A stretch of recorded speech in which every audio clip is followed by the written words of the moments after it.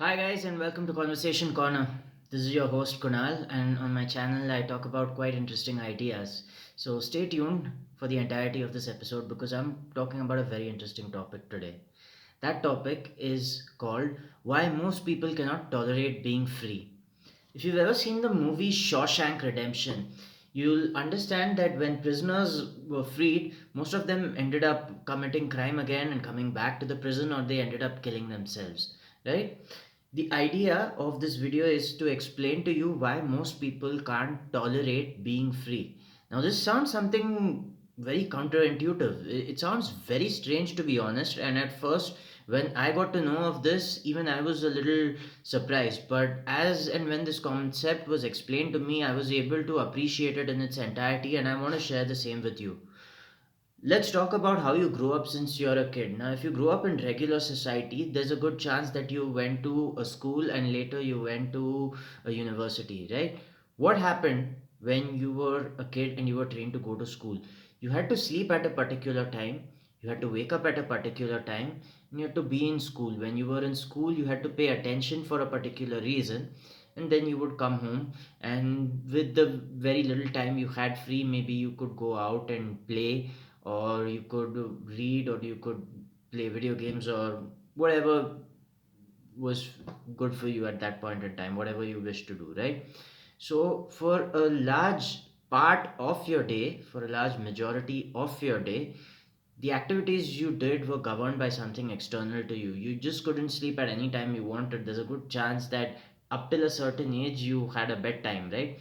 And you went to sleep. Even when no bedtimes were there, you realized the importance of having to go to sleep because you needed to wake up on time in order to catch the school bus, or to reach school on time if you went walking. That is, I'm not really sure.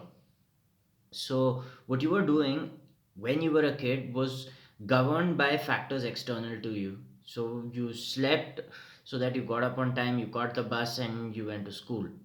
Then, when you reached university, of course, you chose your subject, but your choice of your subject was not independent really, it was influenced by the environmental factors. There's a good chance that money or status played a role in choosing the profession you wanted. At least here in India, a lot of people focus on money and status instead of innate talent when it comes to choosing a profession. So then you chose a profession, and then the reason you went to college was to study to get a job. It was not studying in and of itself. No one really studies for the sake of studying, right? If there was a field in which people would come to know that there was no chance of being employed at the end of getting a degree, most people wouldn't choose that course, to be honest. And once you graduate from university, once you have your degree, you apply to a certain company, you get employed somewhere, and then that's when you start your regular job. So, what's happening throughout childhood, throughout your age as a young adult and as a working professional is everything you're doing is guided by something external to you. Now, in the process of being guided by something external to you, you feel that you have lost your sense of autonomy. You have lost your sense of your ability to exercise any freedom, which is why weekends become something so important and sacred to you. So when you're working Monday to Friday, most people, I'm speaking of most people and I'm saying you. So when you're working from Monday to Friday, you're imagining the weekend that's arriving, okay? And as the weekend arrives, you get more and more excited. And when the weekend's finally here, you think this is your chance to let loose. So you're like that prisoner who was let out of the jail for a couple of days and you're absolutely thrilled, but for a short while. Now, if you see the history of what you've been doing for the past year on the weekends, you'll see that what you did last weekend was not quite different from what you did this weekend, and it was not quite different from what you did 2 weekends ago. It's essentially history repeating itself, and here's why. Ideally, you would like to be able to use your weekends to do that which you really love to do but don't have a chance at doing because of the job you hold right now. So let's say you love writing poetry, but of course writing poetry is not going to help you sustain yourself, right?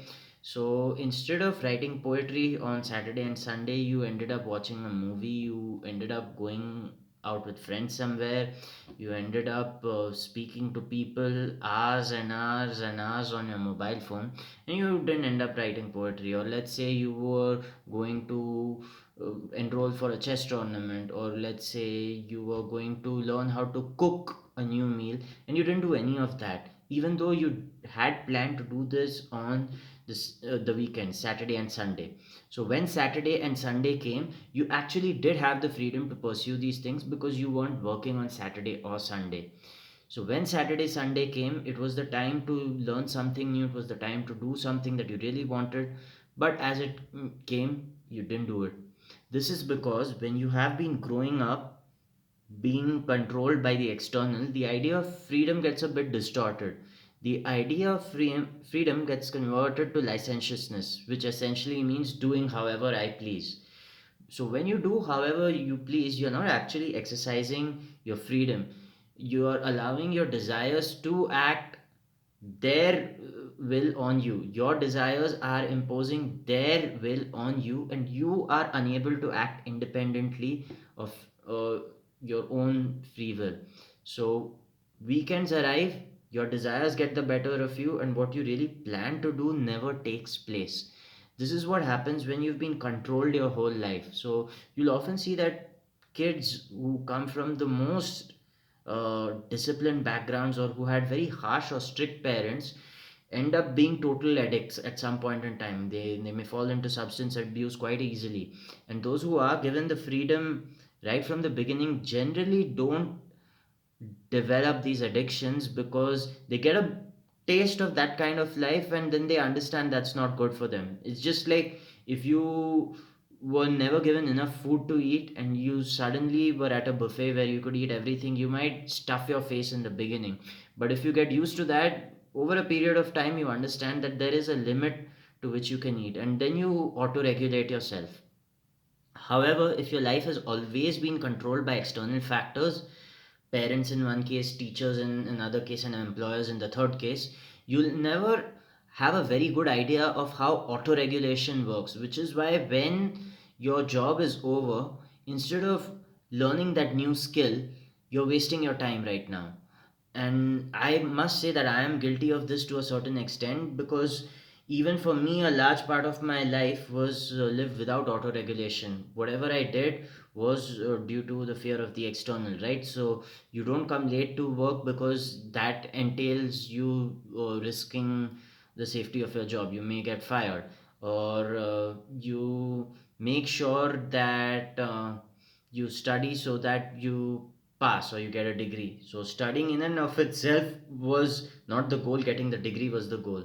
So whenever the activities that you do involve a threat of an external force, you don't exercise your freedom, you feel compelled.